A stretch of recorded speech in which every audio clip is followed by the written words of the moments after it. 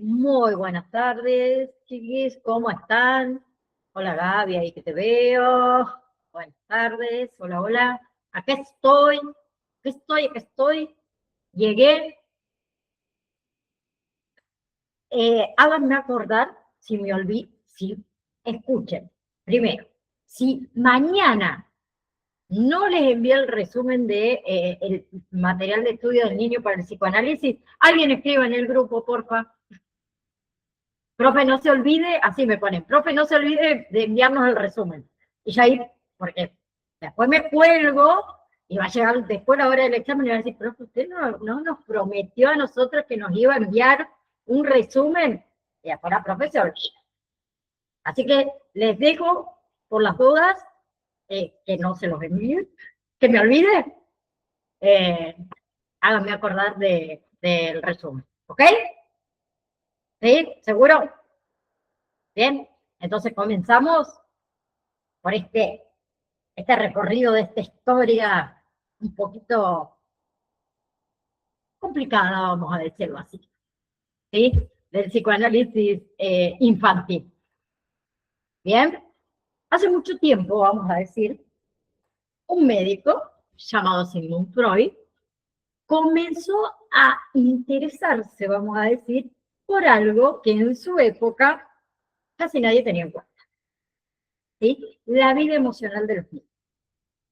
Entonces, Freud empezó a observar que los niños no eran tan simples, vamos a decir, como se pensaba, sino que los niños tenían deseos, que los niños sentían angustias, que los niños experimentaban culpas, que tenían confusiones que eran internas.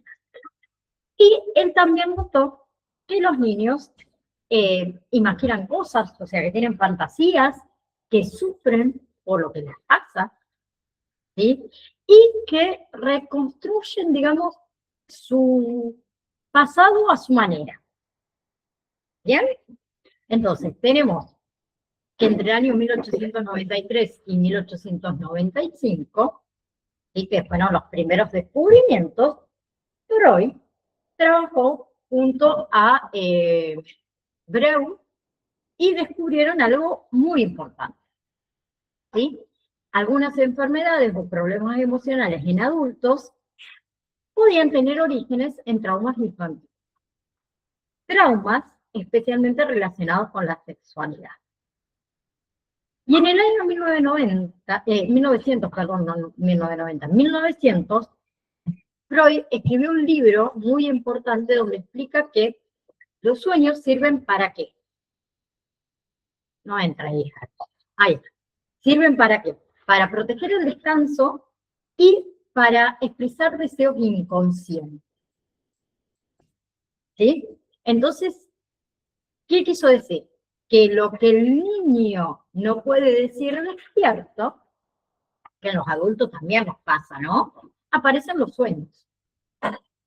¿Sí? Entonces, ¿qué hizo Freud después de todo eso? Estudió los sueños de los niños y los deseos no cumplidos de esos niños.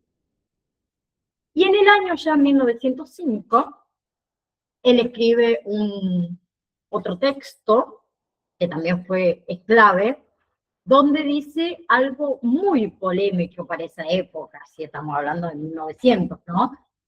Que los niños tienen sexualidad, pero no como los adultos, sino una sexualidad que pasa por distintas etapas, que él lo llamó perversa polimorfa, que significa que puede expresarse de muchas formas diferentes.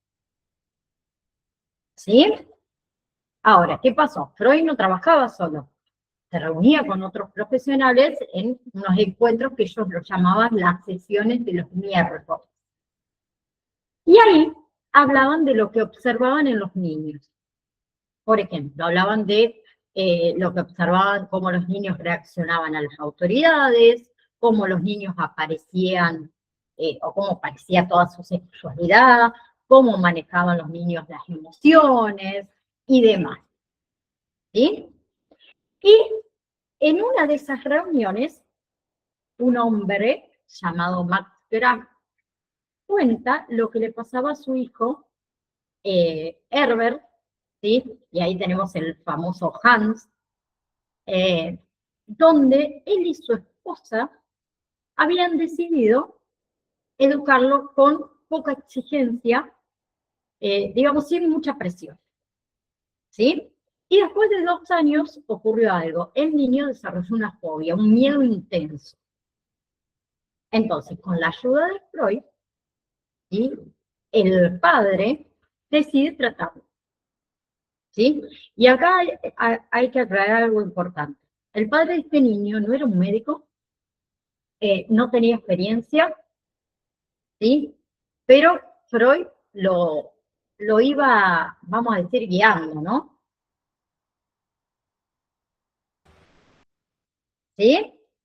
Entonces, ahí comienza el primer psicoanálisis infantil de la historia. Y Freud, ¿qué hace? Luego escribe ese caso, el caso del pequeño Hans, en el año 1909, que en realidad escribe un texto que tiene el nombre de Análisis de la fobia de un niño de 5 años. ¿Sí? Ahora, ¿cómo fue todo ese tratamiento? El padre de este niño, ¿qué hacía? Escuchaba atentamente a ese niño, escuchaba lo que decía, lo que soñaba, lo que recordaba. Y también lo ayudaba a asociar ideas, ¿sí? Lo ayudaba a expresar todas sus fantasías y a recordar cosas que el niño tenía olvidadas. Entonces trabajaban con lo que es la transferencia, lo que el niño siente hacia el padre, en este caso, que era su psicoanalista, y la interpretación de lo que se pensaba. ¿Sí? ¿Para qué? Para que ese niño entienda lo que le pasa, no tenga que reprimir nada y para que no exprese su conflicto con síntomas, que en este caso el síntoma ¿cuál era? Del niño. La fobia que había desarrollado. ¿Sí? Entonces, ahí entra en conflicto todo esto que sí, realmente fue un análisis lo que ellos hicieron. ¿Sí? Hay algunos autores que dijeron que sí, que fue el primer psicoanálisis que se hizo, pero otros pensaban distinto. ¿Sí? Decían que no fue un análisis completo, que fue más bien una ayuda del padre con ideas psicoanalistas, ¿sí? Porque no hubo una relación terapéutica típica, porque todo fue más verbal, porque faltaba técnica desarrollada, y además quedaban dudas de que si el niño pudo asociar libremente todo, se pudo hacer transferencias como lo hace un adulto, y todas esas dudas generaron discusiones entre, vamos a decir, distintas corrientes del psicoanálisis. ¿Sí? ¿Los demás me escuchan bien? Pregunto, porque la compañera me dice que se corta y no sabemos qué internet es. Bien, perfecto. Gracias. Pues puede ser que me esté fallando a mí el internet, por eso pregunto. Bien, bien. ¿Hasta ahí vamos? ¿Se va entendiendo un poquito? ¿Sí? Bien. Entonces, a pesar de todo esto, el tratamiento en realidad dio buen resultado. ¿Sí? Y fue el propio Hans, ya de adulto, que contó que tuvo una vida saludable, que pudo desarrollarse muy bien. Después, obviamente, que hay otros casos muy similares, ¿sí? Porque Hans no fue lo único. Tenemos muchos seguidores de Freud que comenzaron a observar y analizar en realidad sus propios hijos, ¿sí? Por ejemplo, Jung. Jung analizó a su hija. Incluso formó mujeres para trabajar con niños, ¿sí? Pero ¿qué pasó después? Jung y Freud se pelearon, vamos a decir, ¿sí? En el año 1913. Y sus ideas dejan de considerarse psicoanálisis clásico. Pero también tenemos otros aportes, como por ejemplo Abraham. Abraham analizó a su hija, ¿sí? ¿Y qué pensaba Abraham? Él pensaba que no había ningún problema en analizar niños, ¿sí? Incluso que era útil hacerlo. Y motivaba a otros a hacerlo, ¿sí? Como lo hizo con Klein. ¿Bien? Pero en esa época surgió una gran preocupación, ¿sí? O sea, todos se preguntaban si era peligroso analizar niños, ¿sí? Porque algunos pensaban que podía liberar todo eso demasiado sus impulsos, que podían volverse incontrolables, ¿sí? Y ahí aparece una idea muy importante, ¿sí? Que no se trata de eliminar la represión, sino que en realidad se trata de transformar una represión inconsciente en una represión consciente y que sea saludable, ¿sí? Pero todo esto Freud seguía, obviamente, observando, y un día vio a su nieto jugar, ¿sí? Y ahí fue el descubrimiento del juego, ¿sí? Ese juego era como un objeto que desaparecía, que volvía, ¿sí? Mientras el niño decía por, que significa se fue, y that, que significa volvió. Entonces Freud entendió algo ahí fundamental, de que el juego sirve para manejar las angustias, ¿sí? Que el juego sirve para superar la ausencia de la madre, y que el juego sirve para pensar, ¿sí? De sentirse pasivo, de tener el control, ¿sí? Y que el niño, ¿qué hace? Repite situaciones para entenderlas y para poder dominarlas. Entonces, así de a poco, Freud fue descubriendo, perdón, que el niño tiene un mundo interno muy complejo, ¿sí? Que expresa lo que siente, aunque por ahí no lo diga claramente. Y que el niño usa el juego como lenguaje. Entonces, que todas sus experiencias tempranas son fundamentales, ¿sí? Y que los conflictos que surgen pueden aparecer en síntomas. Entonces, vamos a decir que todo empezó cuando Freud se dio cuenta de algo simple pero muy importante, de que el niño también sufre, de que el niño también siente y piensa, aunque no lo pueda explicar como un adulto, ¿sí? Y después de esos primeros pasos que dio Sigmund Freud, aparece una mujer que iba a ser muy importante, aunque durante mucho tiempo no fue reconocida como se merecía, que su nombre es Wilhelm, ¿sí? Que es como una pionera, que lo dice el texto, olvidada, ¿sí? Wilhelm, una mujer muy estudiosa, muy dedicada. Ella logró doctorarse, logró trabajar como educadora y también como psicoanalista. Ella desde muy temprano empezó, digamos, a observar a los niños y a interesarse por todo su mundo interno. Y uno de los niños más cercanos a ella fue su sobrino Rolf, ¿sí? Este niño, adolescente, tenía muchísimos problemas de conducta, ¿sí? Y había sido atendido por un montón de profesionales. ¿Bien? Y Wilhelm hizo un aporte fundamental, ¿sí? Dijo que el juego es una herramienta de análisis. ¿Qué quiero decir? Que el niño no siempre puede explicar lo que siente, pero que sí lo puede mostrar jugando.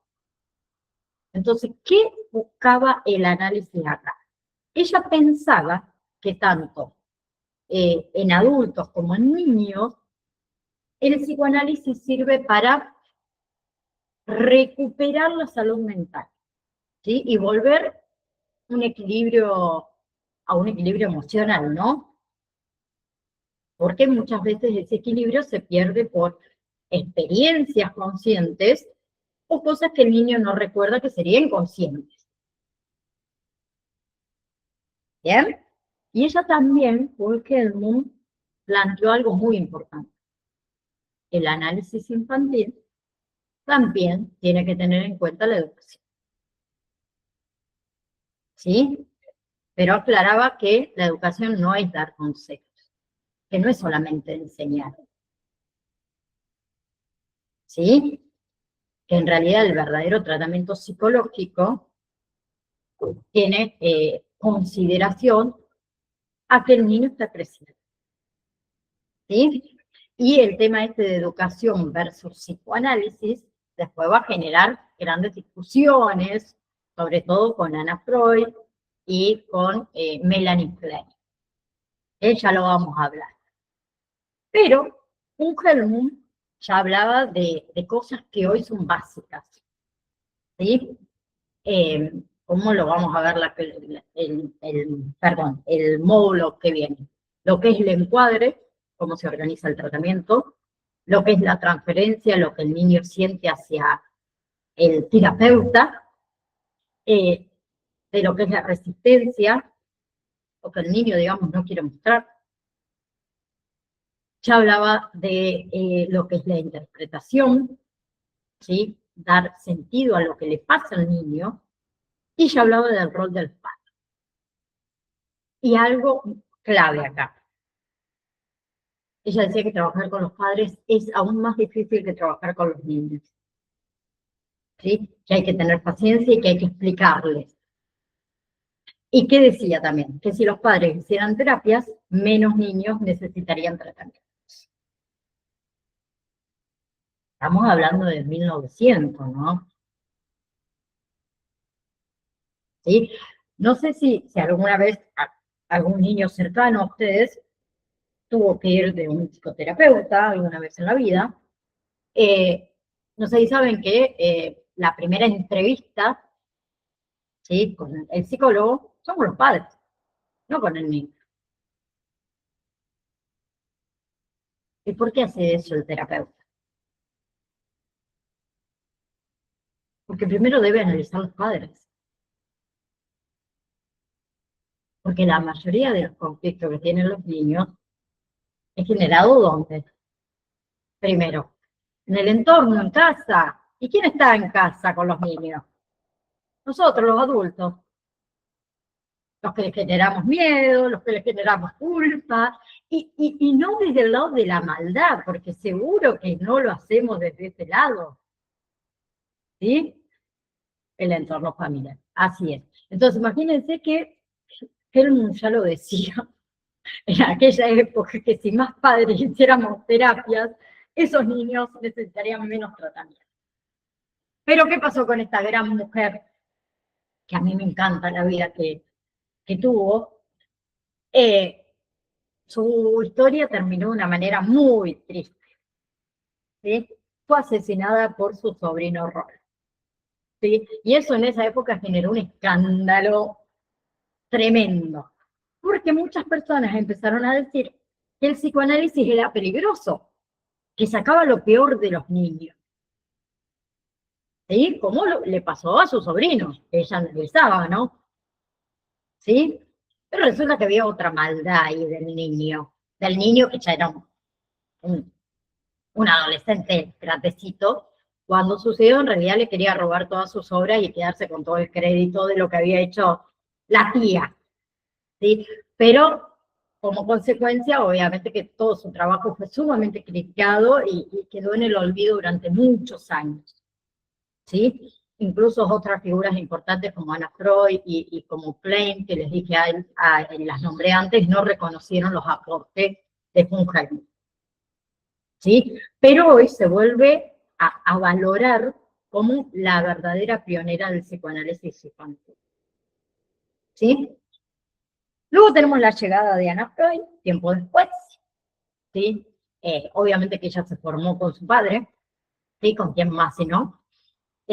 Además era maestra, pero ella tenía una mirada muy educativa.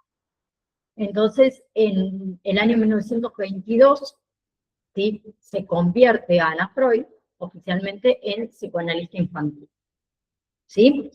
Y Ana, ¿qué pensaba?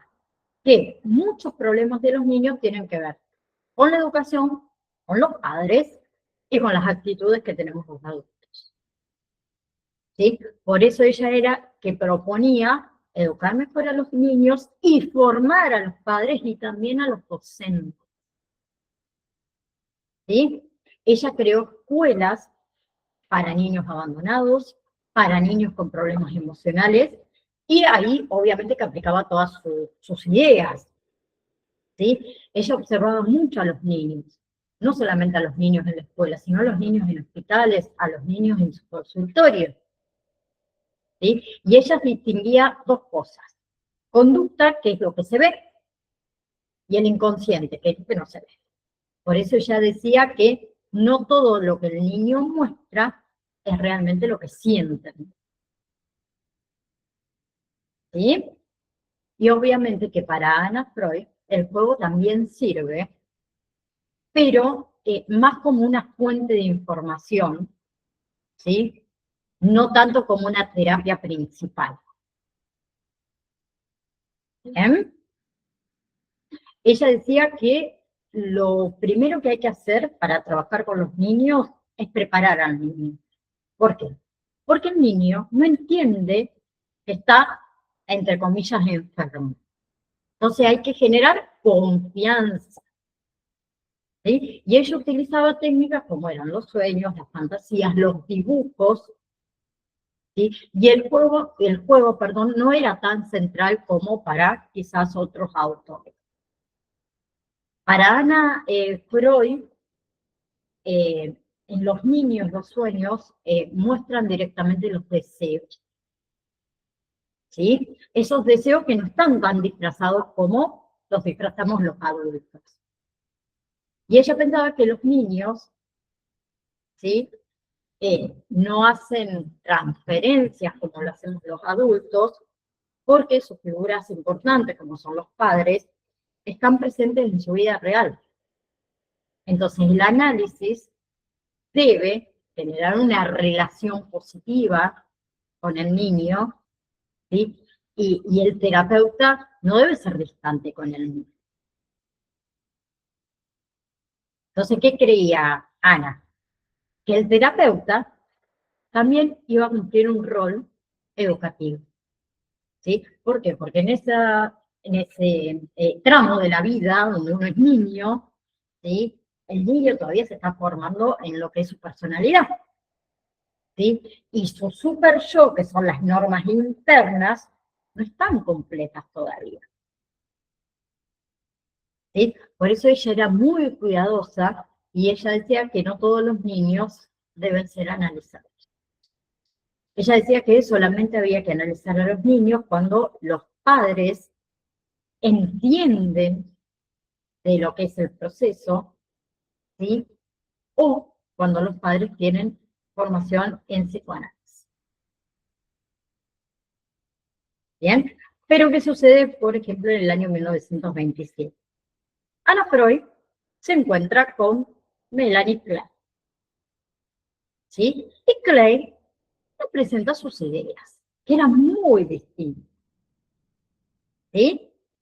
Y esas diferencias van a generar un gran conflicto en el futuro, que son las famosas controversias, que ya lo vamos a hablar, ¿sí? Pero vamos a hablar de los comienzos de Klein.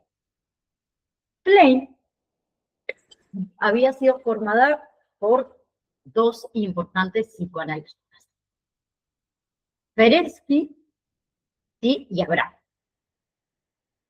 ¿sí? Y ellos confiaban mucho en el futuro del psicoanálisis infantil y vieron que Klein era o tenía una gran capacidad para observar, para comprender y para trabajar con niños, ¿sí? Klein no era médico, ¿sí? Que en ese momento eh, no era común, ¿sí? Pero eso no le impidió a Klein dedicarse, digamos, completamente al análisis infantil. Y su primer paciente, como muchos de esa época, fue su propio hijo, ¿sí? Erich, ¿bien? Que ella lo llamaba Fritz en todos sus escritos, ¿bien? Y a partir de eso comenzó a desarrollar su idea. Pero desde el inicio Klein pensaba, como les dije antes, muy distinto a Ana Freud, ¿sí? Ella decía que no hacía falta, por ejemplo, preparar al niño antes del análisis, que no debía haber un rol educativo del terapeuta y que sí había que analizar todo desde el comienzo. Y algo muy importante, el complejo de Edipo, los conflictos con mamá y papá, debían analizarse incluso en niños muy pequeños, decía ella. ¿Sí? Entonces, ella decía que a los 2 o 3 años el niño ya tiene formada gran parte de su mundo interno. Es decir, ya tiene conflictos, ya tiene una estructura psíquica bastante importante. ¿Sí? Bien. Y aquí aparece uno de los aportes más importantes que hizo Klein, ¿sí? Que dice que el juego reemplaza la palabra. ¿Sí? Ella decía que como los adultos hablamos en terapia, el niño juega. Y ese juego expresa fantasías, ese juego descarga emociones y repite conflictos. ¿Sí? Entonces, para Klein, el juego funcionaba como los sueños funcionan en los adultos. Ella observaba todo lo que el niño hacía. Observaba cómo jugaba, qué decía mientras jugaba y qué emociones aparecían mientras jugaba. Y lo interpretaba, porque pensaba que cada juego tiene un significado, que está relacionado con la culpa, que estaba relacionado con la angustia, con los deseos. Y después de interpretar lo que pasaba en el juego, el niño cambiaba. Jugaba con más placer, tenía menos ansiedad, se vinculaba mucho mejor con el terapeuta. Entonces, ¿qué expresa el juego según Klein? Miedos, deseos reprimidos, fantasías inconscientes, y también permite vencer resistencias y recuperar esos recuerdos olvidados.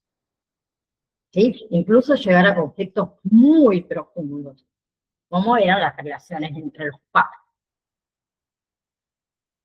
¿Sí? Entonces, ¿qué hacía Klein? ¿Cómo interpretaba todo esto?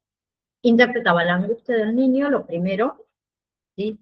Luego interpretaba qué defensas utilizaba el niño y después le explicaba que esa angustia, ¿sí?, no es por algo real, sino por una fantasía, y finalmente lo relacionaba con los conflictos con mamá y papá, que hablamos del conflicto de Edipo.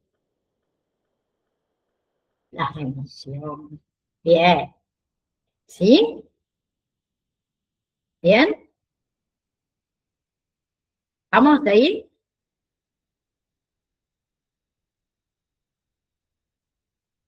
Bien. Y otra cosa importante que no lo dije es que, si bien el juego era central acá, ¿sí?, también decía que había que estimular al niño a que hable, ¿sí? Sobre todo los niños un poquito más grandes, los adolescentes, porque hablar ayuda a conectarse con la realidad, ¿sí? Después, ¿qué pasó con Clay? Fue invitada por Jones a Inglaterra, y ella ahí se instaló definitivamente, formó un grupo de seguidores, y su idea fue creciendo mucho más. Entonces, cuando llega a Inglaterra, los seguidores de Anna Freud, ¿sí?, por todo lo que pasaba en esa época, que era la guerra en Europa, empiezan fuertes discusiones, ¿sí? Y esas discusiones se llaman las controversias. ¿Y por qué discutían? Porque Klein ponía ideas nuevas y polémicas, ¿sí?, de que el bebé tiene una vida psíquica desde muy temprano, de que existen mecanismos como introyección y proyección, que el complejo de Edipo aparece antes de lo que se pensaba, que el super yo aparece también muy temprano, que hay angustias desde los primeros meses de vida, incluso hablaba de una neurosis infantil desde los 6 meses. Entonces se tornó todo un clima bastante difícil, donde las discusiones no fueron tranquilas, hubo mucha desconfianza, enfrentamiento, lucha de poderes, y cada grupo quería demostrar que su teoría obviamente era la correcta, y se preguntarán cómo terminó todo ese conflicto. En 1944 se decidió una solución: dividir el psicoanálisis en 3 grupos. los seguidores de Anna Freud, los seguidores de Klein, ¿sí? Y un grupo intermedio que sería como un grupo independiente, una locura. Y así se evitó, como decir, que toda la institución se rompa.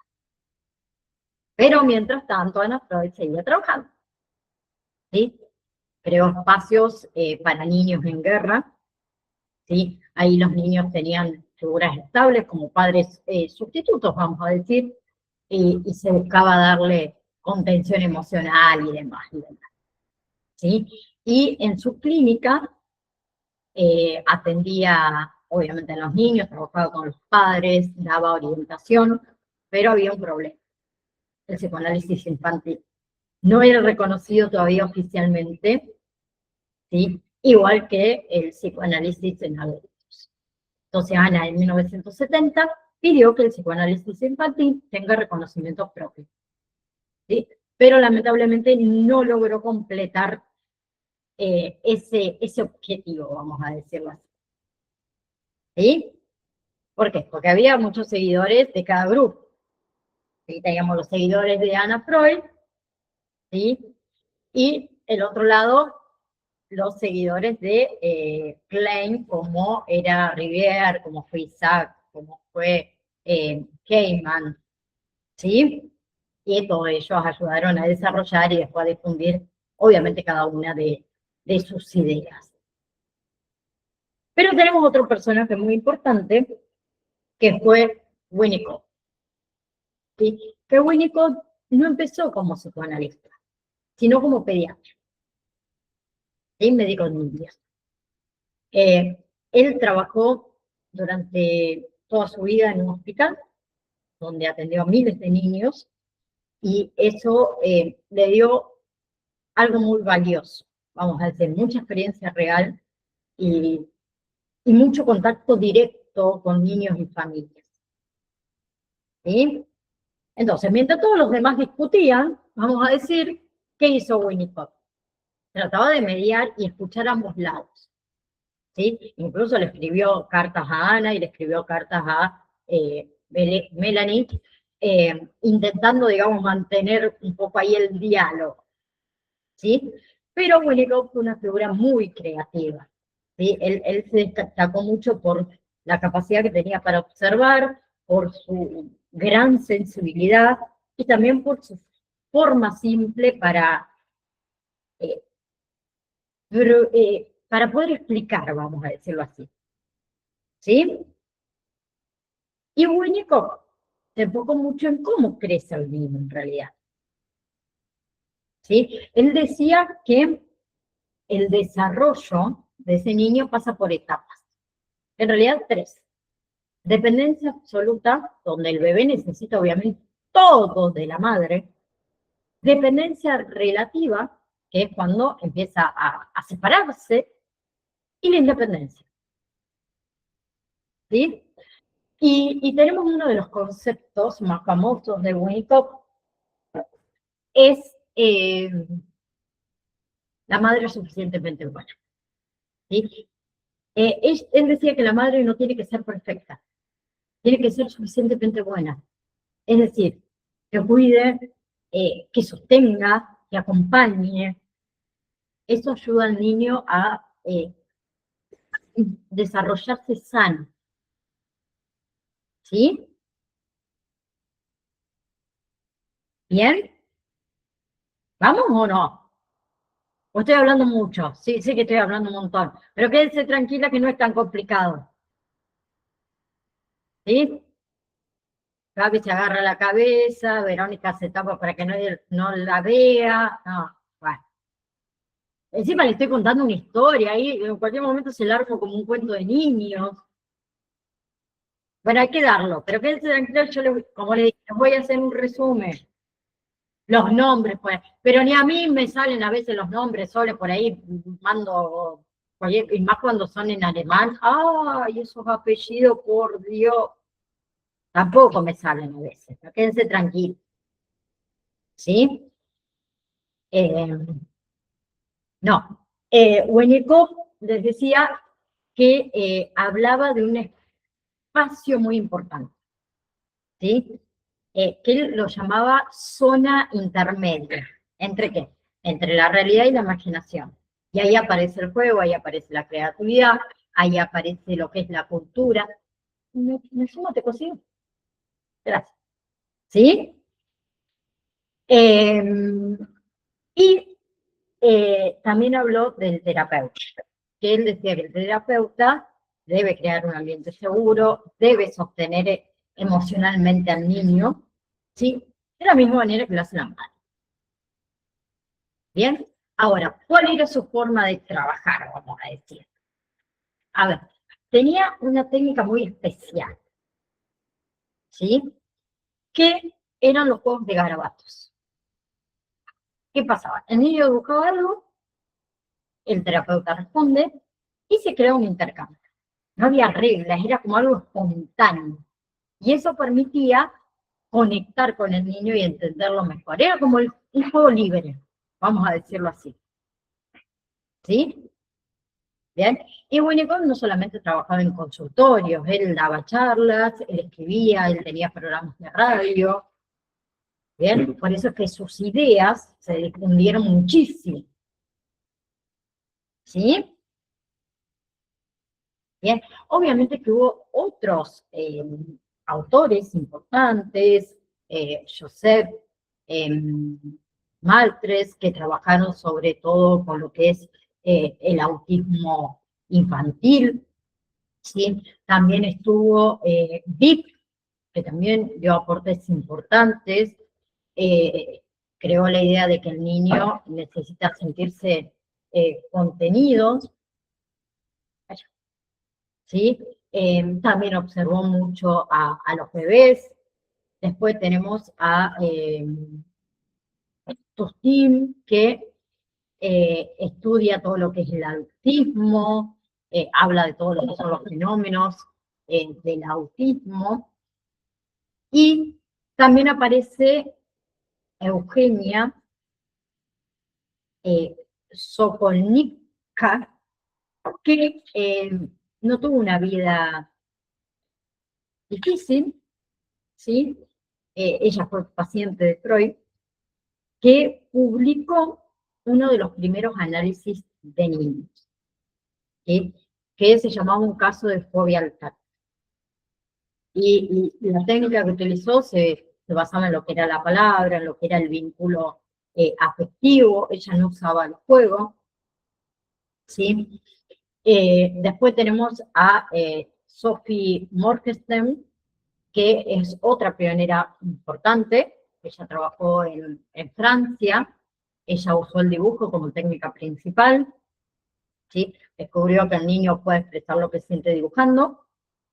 Bien, ejemplo, ver un niño que no hablaba, dibujaba animales peligrosos y ella interpretó que representaba miedo al padre, ¿sí? Y el resultado fue que el niño volvió a hablar y demás. Entonces su forma de trabajar era dibujos, juegos y sueños, ¿sí? Pero interpretaba solo cuando el niño estaba preparado para hacerlo. Y habló mucho de que para ella los padres son fundamentales y que a veces también necesitan tratamiento. Y después tenemos otro profesional, que esta es una técnica bastante curiosa que aparece, que es Rampart, ¿sí? Que ella creó un método con títeres, ¿sí? Donde eran personajes, mamá, papá, policía, etcétera, etcétera. ¿Por qué? Porque el niño podía así expresar conflictos jugando. Pero hubo un problema técnico, vamos a decir, ¿sí?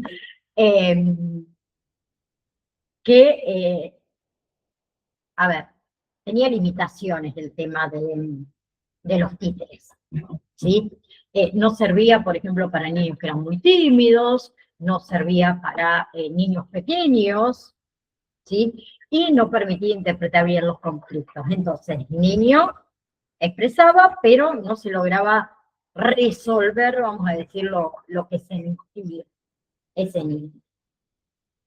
¿Sí?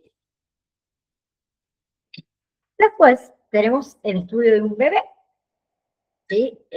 Uno de ellos fue René Spitz, que Spitz se enfoca en algo fundamental, la relación del bebé, vamos a decir, y su madre, ¿sí?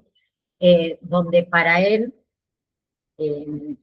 esa relación, ¿sí?, es la base de toda la vida psíquica. Y René, ¿qué descubrió? Observando obviamente a muchos bebés. Él escribió 3 momentos claves del desarrollo del bebé. Primero, la sonrisa, donde el bebé sonríe a ver el rostro de la madre, ¿sí? Muestra que ya la reconoce.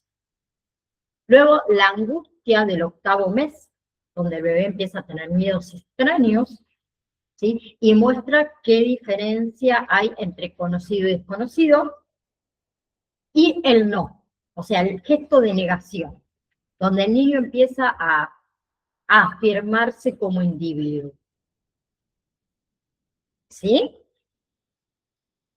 También aparece después Margaret Mahler, ¿sí? Ella estudió cómo el niño se separa de la madre, ¿sí? Estudió, digamos, todo lo que es el proceso de separación. Y ella explicó que el niño pasa por etapas, ¿sí? La fase autística, ¿sí?, donde el niño es muy dependiente, vamos a decirlo así. La fase simbiótica, donde está muy unido a la madre. Y la separación e individualización. Ahí está. ¿Sí? Donde en esta última etapa de separación e individualización, ay, ¿por qué no me sale esa palabra? Individualización, el niño, ¿qué hace? Explora, el niño se aleja, el niño vuelve a la madre, entiende que son personas separadas, ¿sí? Y eso le permitió desarrollar lenguaje, le permite al niño desarrollar y formar identidad, y también ayuda a entender lo que es el autismo y el psicoanálisis infantil. Otro personaje importante, ¿sí? Erik Erikson, ¿sí? Él habló de identidad. Él que decía que una persona se forma a partir de 3 aspectos. El cuerpo, que es la parte biológica, vamos a decir, la mente, la parte psicológica, y la sociedad, que sería la parte social. Y que todo está conectado, lo social, lo psicológico y obviamente lo biológico. ¿Sí? Entonces, ¿qué decía? Que hay que trabajar con la familia, con la escuela y con los demás profesionales. ¿No? Que es en realidad muy parecido a lo que nosotros hacemos como acompañantes terapeutas. Ustedes van a trabajar con el niño, con la familia y con todos los demás profesionales, hasta con los educadores. ¿Sí? Es un conjunto, es un trabajo interdisciplinario. ¿Sí?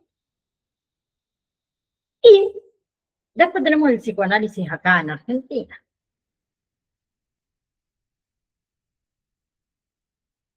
Que este es uno de los apellidos que a mí no me sale, obviamente alemán, donde el psicoanálisis infantil creció mucho acá en Argentina gracias a Herminda Averastur. ¿Sí? Ella, ¿qué hizo? Formó analistas, creó grupos de estudios, trabajó con médicos, ella trabajó con familia y organizó grupos de padres. ¿Sí? Y su forma de pensar coincidía con Klein en algo clave. Coincidía en que lo inconsciente se hace consciente a través de las terapias. ¿Sí? Por eso decía ella que interpretar es fundamental. ¿Bien? Y después tenemos otra figura muy importante. En Francia aparece esta figura que es Francisco Dolto, que decía, como dije antes, que el bebé se forma a través de la relación con la madre, pero la madre también debe tener en cuenta al padre, para que el niño no quede atrapado en la relación con la madre. ¿Sí? Y le dio mucho poder a la palabra da sentido al cuerpo, ¿sí? Decía él, y a las sensaciones del bebé. ¿Bien? Y él creó un espacio que se llamó la Casa Verde, donde ahí los niños y las madres podían ser acompañados desde lo que es el psicoanálisis. ¿Sí? ¿Vamos o no? ¿Sí? Bien. Y por último, voy a nombrar a alguien más, que es John Bowlby, que decía que el niño necesita un vínculo cercano con alguien, que generalmente es la madre, no solo por comida, ¿no? Sino por seguridad emocional. Él que decía que el apego permite sentirse seguro, permite explorar el mundo, permite desarrollarse mejor. Y si el cuidado no es el adecuado, o sea, si el cuidado falla, puede aparecer la personalidad del niño. ¿Sí? Entonces, ¿qué explicó? Que importa cómo tratan los padres y cómo el niño los percibe. ¿Sí? Que, digamos, las dos cosas influyen en lo que es el desarrollo. Entonces, a ver, el psicoanálisis infantil, vamos a decir que pasó por observar a niños y comprender profundamente su mundo interno. ¿Sí? Entonces, después de tantos autores, de tantas teorías, de tantas discusiones, en realidad el psicoanálisis infantil no se detuvo ahí. ¿Sí? Siguió creciendo, siguieron apareciendo nuevas formas de pensar al niño. Y una de las figuras más importantes en esta etapa fue Silvia Bleichmar, que observa que el psicoanálisis infantil estaba atrapado entre dos formas de pensar. La primera postura dice que el inconsciente del niño ya está desde el nacimiento, ¿sí? Como si todo viniera de adentro, de la parte biológica, y la segunda postura ve al niño solo como un objeto de deseo de la madre o un reflejo de los problemas de la pareja. ¿Sí? ¿Y cuál es el problema acá? Que ninguna de las dos miradas alcanzaba por sí sola, según Bleichmann. ¿Por qué? Porque simplificaban demasiado al niño y no permitían entenderlo, digamos, en profundidad. ¿Sí? Entonces ella que decía que lo infantil no es solo la edad del niño, es una forma de funcionamiento del psiquismo relacionada con lo sexual, ¿sí? O sea, con la energía emocional. Y ella explica algo importante, el inconsciente se forma en el tiempo. ¿Sí? Ella dice que la conciencia no aparece de golpe. Se construye ese inconsciente a partir de las experiencias, de los vínculos, de vivencias que quedan guardadas. ¿Sí? Y ella habla de algo llamado lo originario, que es lo que queda muy profundo en el inconsciente, ¿sí? Que se forma con el tiempo a partir de las experiencias que después toman un poco de sentido. ¿Sí? Y también dice algo muy interesante. Lo que marca al niño no es toda la familia, sino algunas experiencias específicas. ¿Sí? Y que además de esas experiencias pueden aparecer después en otras personas. ¿Sí? Y ella explicó muchas veces que lo que parece externo es interno. O sea, un problema afuera, por ejemplo, en la escuela, vamos a suponer, en realidad refleja un conflicto interno en el niño. ¿Sí? Por ejemplo, el niño está enojado con la mamá. ¿sí? Pero no lo puede expresar. Entonces, desplaza eso hacia la maestra o hacia sus compañeros en la escuela. ¿Sí? Entonces, ella introduce una nueva forma de pensar y su propuesta intenta no caer en todo lo biológico ni en el determinismo familiar, sino entender al niño como un sujeto que es complejo. ¿Sí? Entonces ella propone liberar, vamos a decir, al niño de quedar reducido a lo biológico, al deseo de los padres, para poder entender un poco mejor lo que le pasa realmente.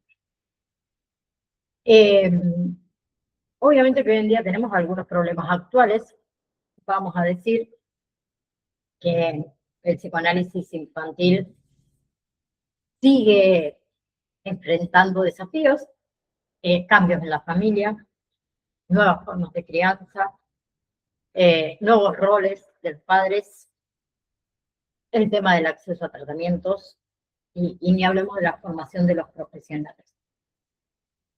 ¿Sí? Y para cerrar, voy a cerrar con algo, creo que una idea muy importante, por decirlo de una manera, ¿sí? De que el niño sigue siendo el mismo, pero también es diferente según la época, ¿sí?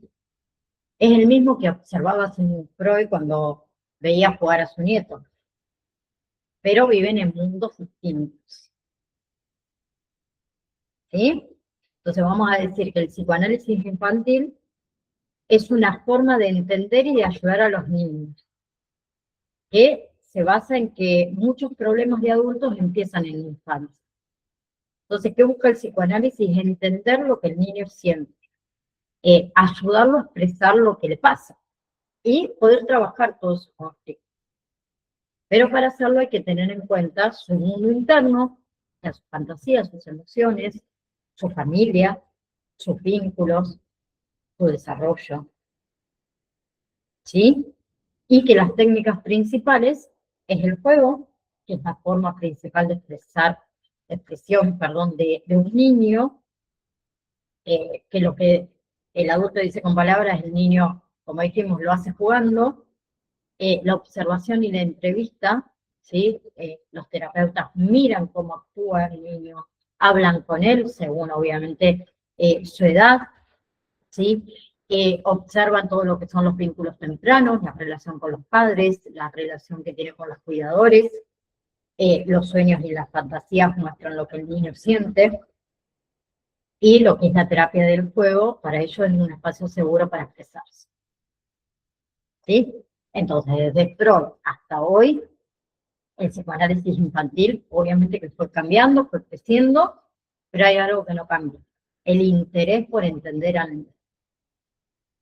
¿Sí? El niño, acuérdense, siente, el niño piensa, el niño sufre, el niño necesita ser comprendido. Y muchas veces no puede decirlo con palabras, ¿sí? Pero sí lo puede mostrar en el juego, en la conducta, en sus vínculos. ¿Sí?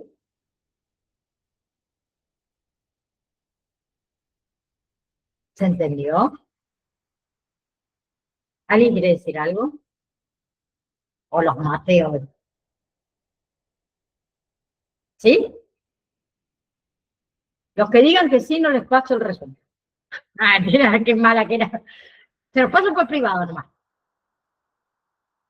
No, no, quiero en realidad sí hacerles un resumen bien detallado, así con puntos principales, nada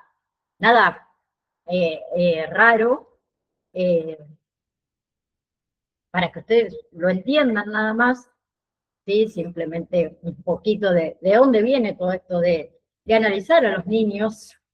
Eh, Acuérdense que antes, ¿se acuerdan cuando vimos la historia de la niñez? Antes, al niño era un adulto, y si crecía, crecía, y si no crecía, no crecía, y no se le importaba nada. Hoy en día, bueno, no, ha cambiado muchísimo, y también, como le dije, ha cambiado mucho las familias, ¿sí? La forma de crianza de las familias hacia el niño. eso cambió muchísimo. Si bien no digo que en todas las familias suceda, sería lo ideal.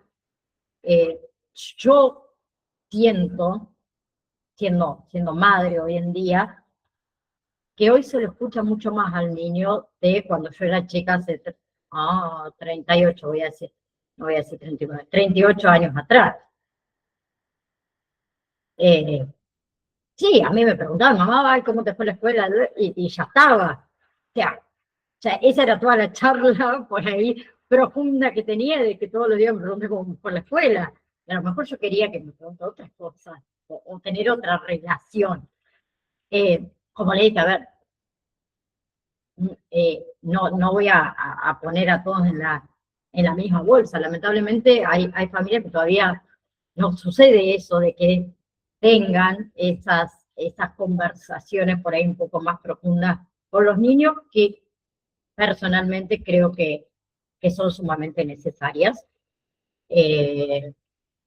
Los niños hoy en día, ustedes ya saben que lo que no le dicen los padres lo buscan en Internet, y por ahí Internet no es el sitio, eh, porque hay que saber buscar. No todo lo que está en Internet es 100% veraz, ¿sí? Entonces, los invito por ahí a, no solo como padre, como tío, como abuelo, como primo, como amigo, charlen con los chicos, ¿sí? No se queden con eso, como les dije por ahí. Bueno, pero sí, yo le pregunto todos los días cómo está, cómo se siente, y me dice bien y listo. No nos quedemos solo con eso. Tratemos de buscar el momento para, para charlar de algo más profundo. A lo mejor tenemos que cambiar la manera en que nosotros le preguntamos las cosas a los niños. ¿Sí? Mayormente, qué sé yo, lo vamos a buscar en la escuela, vamos a suponer. Le preguntaba, ay, ¿cómo te fue, hija? Bien, ¿qué hicieron? No sé. ¿Viste? Porque mayormente ellos nunca saben lo que hicieron en la escuela. Y si cambiamos la pregunta, y lo hacemos de otra manera, ¿sí? Fuiste vos el que me mandaste el video la otra vez de la manera, perdón, le estoy preguntando, de la manera en cómo preguntarle a los chicos cuando salen de la escuela. Era algo así, ¿sí? Cualquier cosa él me va a retar, yo lo tengo al lado. Que decía lo siguiente: ¿por qué no le preguntamos a los chicos, en vez de preguntarle esto, como les dije yo antes, ¿cómo te fue la escuela? ¿Qué hicieron? Y ellos nunca contestan, siempre va a estar todo bien. Eh, Creo que decía algo así de, nombrame 3 cosas buenas que te sucedieron hoy en la escuela, y yo te voy a decir 3 cosas buenas que me sucedieron hoy a mí. ¿Sí?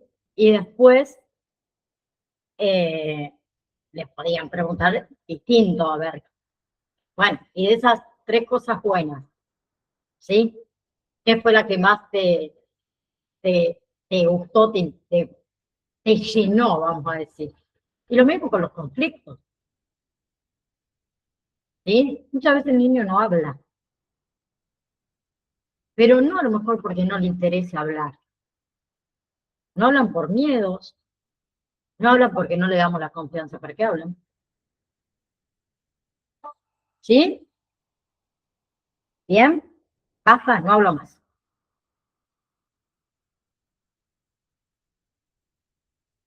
Sexualidad infantil me falta hablar. Sí, me falta hablar, pero lo hablo la clase que viene, ¿sí? Lo que tiene que ver con la sexualidad infantil, ¿sí? Eh, que nosotros los adultos hablar de sexualidad lo tomamos desde otro lado, pero quiero que charlemos un poco de ciertas, ¿cómo decir?, cuestiones que nosotros lo vemos sexuales, que son normales en la infancia, vamos a decirlo así.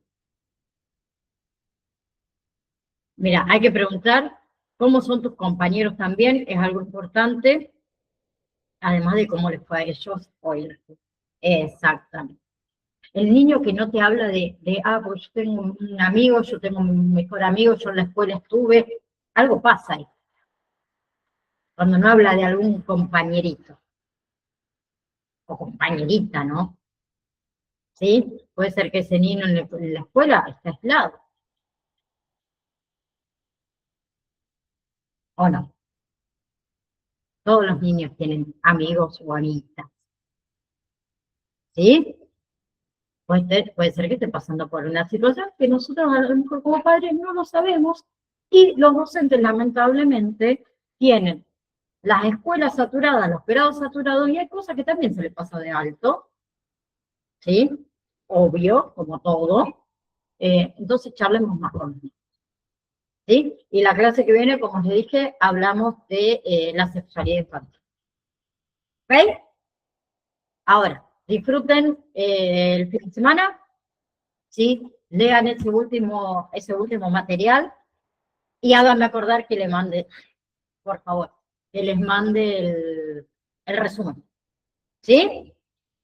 Bien, y no se me vuelvan locas con los nombres, ¿ok? Para nada, ¿sí? Les mando un beso enorme a cada uno de ustedes. Nos vemos en la próxima clase.